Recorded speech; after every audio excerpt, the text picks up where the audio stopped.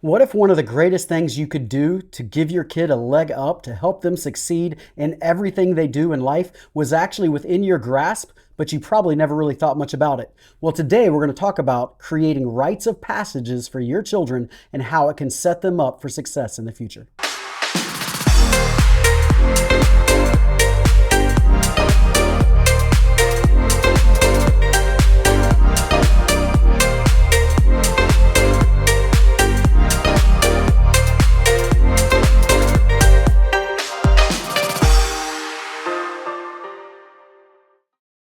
Hey, what's up, everybody? Welcome back to this edition of Creating the Future with me, Dr. Brent Simpson, where we dive into stories and truths and deep questions that help us shape our faith, our families, and ultimately our futures.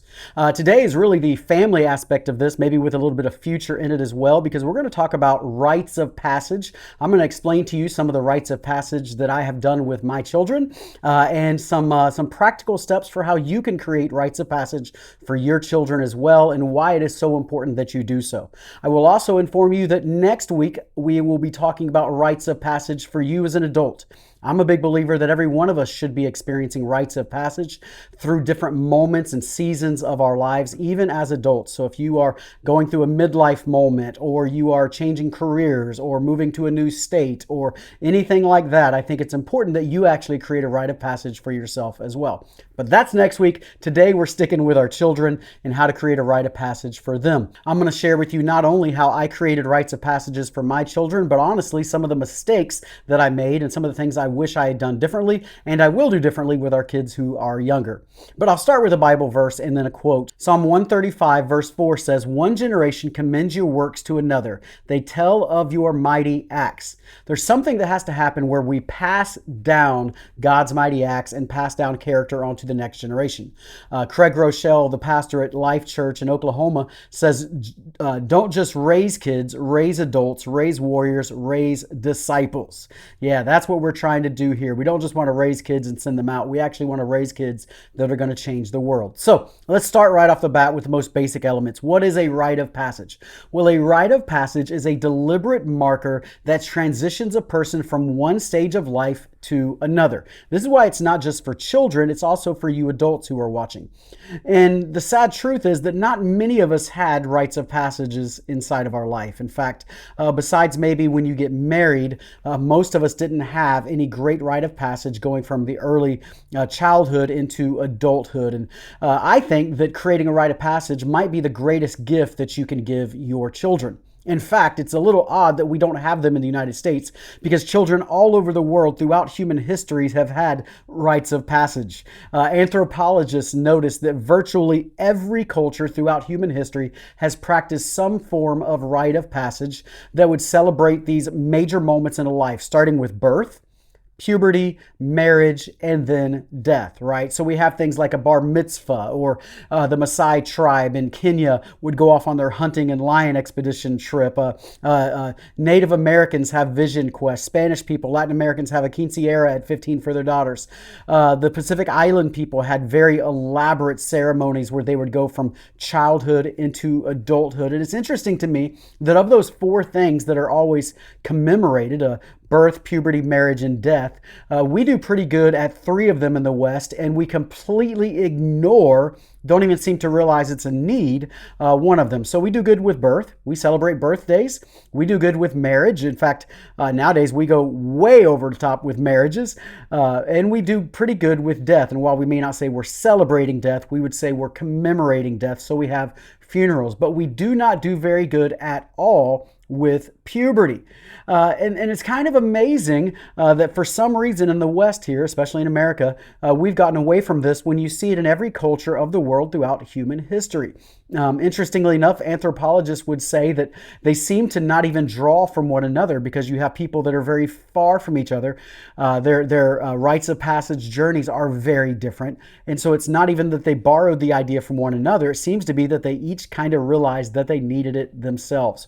It's also interesting that it all happens around the same age. Somewhere in the puberty age, let's just say 13, but 11, 12, 13, 14. Right now in America, puberty is coming younger and younger, so it could even be earlier. So you see these rites of passage throughout the world, but yet we don't often have these rites of passage. But John Eldredge would say every boy is asking one question: do I have what it takes? It is the role of the father in the community to answer that question through blessing and initiation. Okay, so let me start out by sharing my story of creating a rite of passage for my son.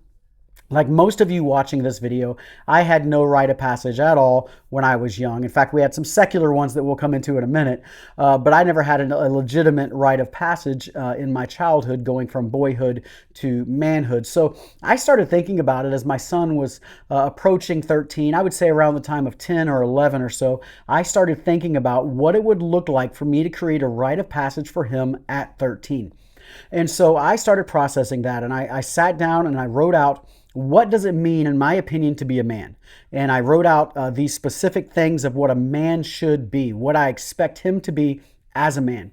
And then I started thinking about where in the world could I take him that would represent these things, or be able to show him these things, or demonstrate them to him somehow. And I really processed that for a while and couldn't come up with anywhere until finally it dawned on me that Washington, D.C. has statues and museums to everybody that has ever done anything great in American history, and sometimes even beyond it. And it's not just statues externally. If you take in the Smithsonian's, you also have all the exhibits and statues and such of American icons as well through that. So then I took what I was looking at and these models of what it would look like to be a man. I then took that into American history in Washington, D.C., did my own research and said, where are all of these different images found? Where are all these different things at? And so I started looking around that, and I actually created a pathway across Washington, D.C., going from place to place that would represent these different things. So one of them was like the World War II memorial, where we're talking about the fact that a real man is going to stand up and defend others, and he's going to stand up and put himself in harm's way for others when it's necessary, and going to the World War II memorial to see that, and going to the Martin Luther King Jr. memorial and talking about how a real man is going to be somebody who stands up against injustice. And even if he's isolated, even if it costs him everything, he's going to stand up against injustice. So going to the Martin Luther King memorial to talk about that. So I created this map, basically, of Washington, D.C., going from place to place where I would take my son. And so we get there, rented a little car, go, and I start taking him on this journey. And each place we would stop at, he had no idea what was going on, by the way. By the time Elijah came along, he probably had some gist of what was going on, but my firstborn son, Ty, had no gist. And so we start going around from place to place, and he doesn't know what's going on. And so I would take him to these different museums, these different places. And we looked at some things that weren't on the list, so we're just kind of going through, looking at things, enjoying history. Father, son, just me and him.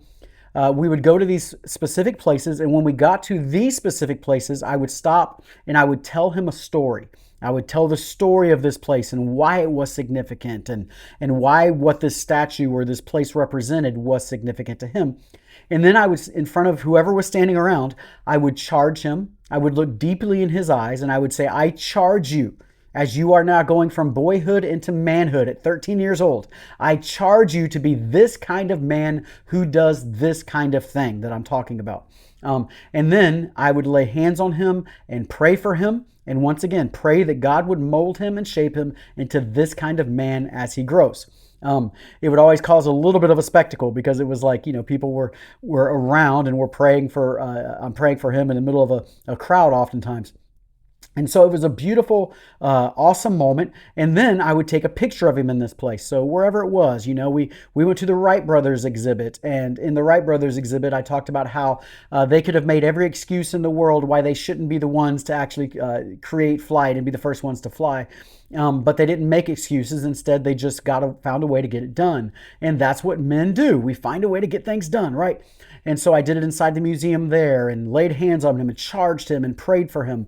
And then I have him stand next to the exhibit or the statue or whatever, and I take a picture of him. Now, what he did not know is every evening I'm then sending those pictures back to, in my case, it was my assistant, who was then putting them into a picture book. I had already written out all of these stories, because remember, the trip was already planned and mapped out. So I had mapped out all these stories and written them all out. put them into a essentially like a picture book. You just turn it into, you turn the wording into JPEGs, made it look kind of cool, and then she would take the picture from that location and put it in the book next to that part of what it means to be a man. So you have the writing about what it is, and then you have a picture of him at that location. Sometimes there was more than one picture there. Sometimes it was both of us. Sometimes it was just him. But we would take those kind of pictures, and then she would take that book and send it back to me with a final copy. We would have it printed. Now, when we got home from the trip, the last part of this becoming a man trip is that we would have the birthday party for him, and the family members who were at the birthday party, and even some who were extended, would sign that book kind of like they would sign a yearbook. They would write their best wishes in it or this kind of thing inside of this book. And then at that birthday party, this is the first time he knows this is going on. I'm giving him this book with the pictures in it, with all the stories that I've already told him, all the things I've already charged him to do. I'm giving him this book as a remembrance for the rest of his life. And then in that moment, I'm also praying over him in front of the family, with everybody praying really, but me, and I'm giving him a father's blessing. This father's blessing, we're going to talk about this in a few weeks, so make sure to stay on for that. But a father's blessing is not just like I bless you and you're a good kid and I'm proud of you. A father's blessing is much deeper than that. It has to do with calling things out of your son that you've seen in him all of his life. So maybe you've seen him as a leader and you're calling that forward. Maybe you've seen him as a compassionate person and you're calling that compassion forward. But this is the kind of man you're going to be. And so I charge him and pray over him and bless him with kind of an Old Testament type blessing there at the end. So that's what I did for my kids. Now let's start talking about this with you and I, because there's a big problem in our society that oftentimes we're not doing this. For whatever reason, we're not creating rites of passage. And modern Western societies are the exception to this rule, and that all these rites of passage happen.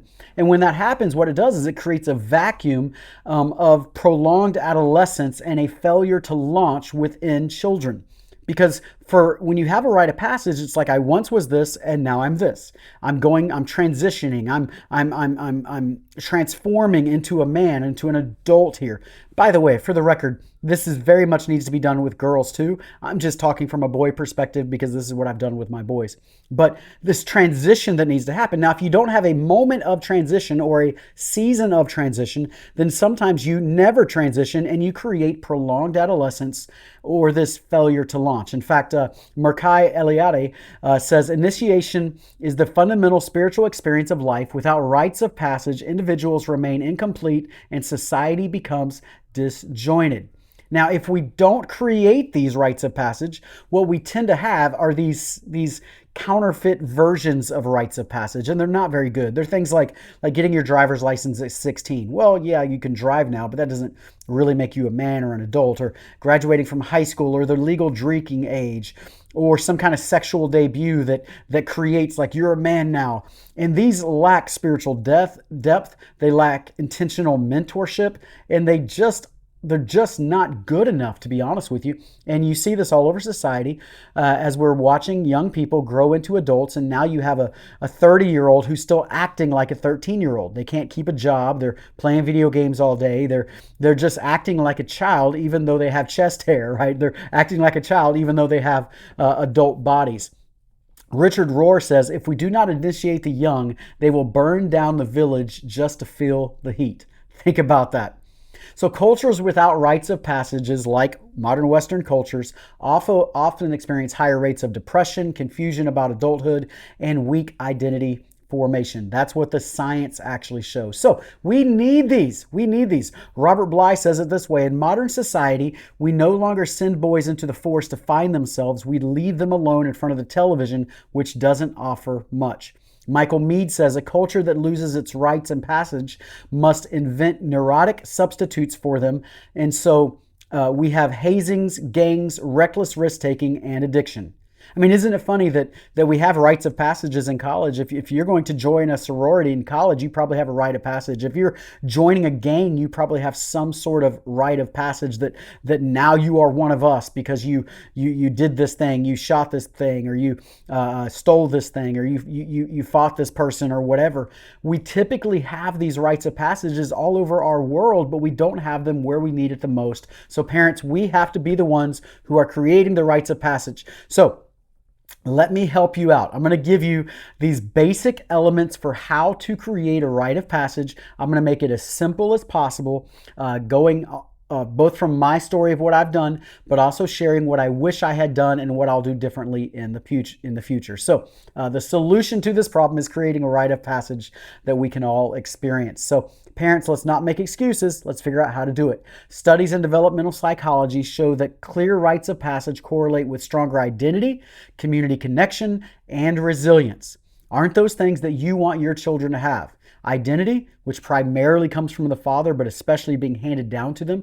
I could talk at length about how children nowadays are being expected to create their own identity all by themselves while simultaneously being on a platform of social media and trying to create this identity in front of everybody. It's chaotic. You want them to have community connection, and I know you want them to have resilience.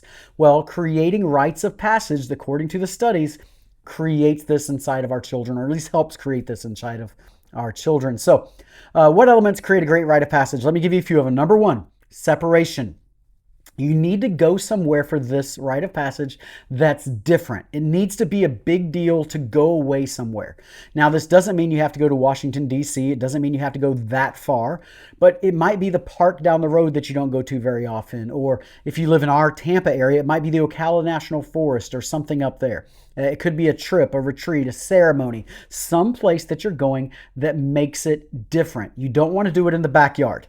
You don't want to just have this rite of passage at just some place that's not special. You want to make it special. Why? Well, neuroscience research shows that emotionally intense experiences like trips and ceremonies are sticky memories that last for a lifetime. In other words, when you have these special moments, you don't forget them, and you want your child not to forget them. So, number one, have that place of separation. Number two is the wisdom. It's the lessons. This is maybe the most important part and maybe the most fun part of all of it. It answers the question, what is the wisdom you want passed down to your child? It could be starting with the question of, if I were 13, what do I wish I could go back to my 13-year-old self and say to myself?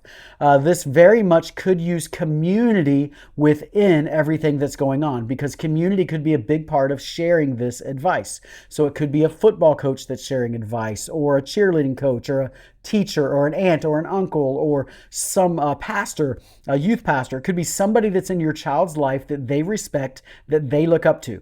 And what you want to do in this moment is look at them and say, what is it that you wish you could tell your 13-year-old self that would have made you better? I want you to teach that to my child. It could be like somebody saying, I heard this example, somebody saying, I once was a bully years ago, but if I could go back and do it over again, I would not be that. I would actually take the courageous path of helping the weak instead of picking on the weak.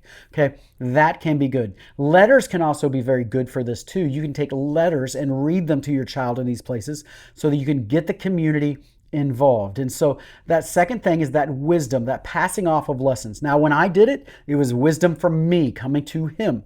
I did plan some trips that didn't happen because of COVID when my kids were a little bit older that would have used wisdom from outside sources as well. But this to me is the most fun part of all of it. It is the question of, what lessons am I trying to pass down? What wisdom do I want my children to know? All right, number 3 in this list, we want to create affirmations and blessings, okay? So you want to speak blessing. You want to speak scripture possibly. You want to speak words of identity formation. Developmental psychologists note that children who receive verbal affirmation, consistent presence, and a clear approval from fathers develop higher self-esteem, stronger resilience, and more stable adult relationships. So we want to be that in this moment, that we are going to speak life over our kids, encouraging them and affirm them in who they are. Mark Batterson would say, words of blessing spoken over your children can echo for generations. Don't underestimate the power of your voice as a father. So important. Fathers, speak words over them. John Trent and Gary Smalley would say every child needs to experience a genuine blessing from his or her parents. Without it, children will spend a lifetime seeking approval and identity in other, often destructive places. We got to do this, right? The research shows this just all over the place. In fact, research on father absence shows higher rates of depression, delinquency, and identity confusion in children who grew up without paternal affirmation. Now, this doesn't mean if you grew up in this way that this is absolutely going to be the case that they struggle with this, but it is much more likely. So when the father's blessing is missing, the child often spends their entire life searching for it. Now, how do you bless your child? That's actually going to be the topic of another podcast coming soon. So make sure you be a part of that because I think there's some practical steps that you can take to actually give like an Old Testament style blessing to your child in a moment like this. All right. So we're affirming them. Number 4, community.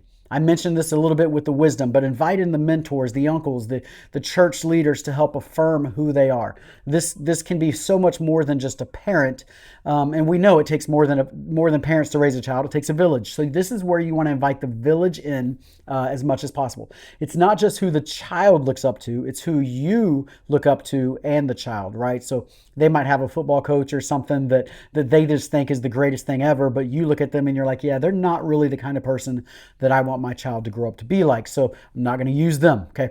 But you can use your community in this and use that wisdom with your community. Number 5 out of 6, by the way. Number 5 is the challenge.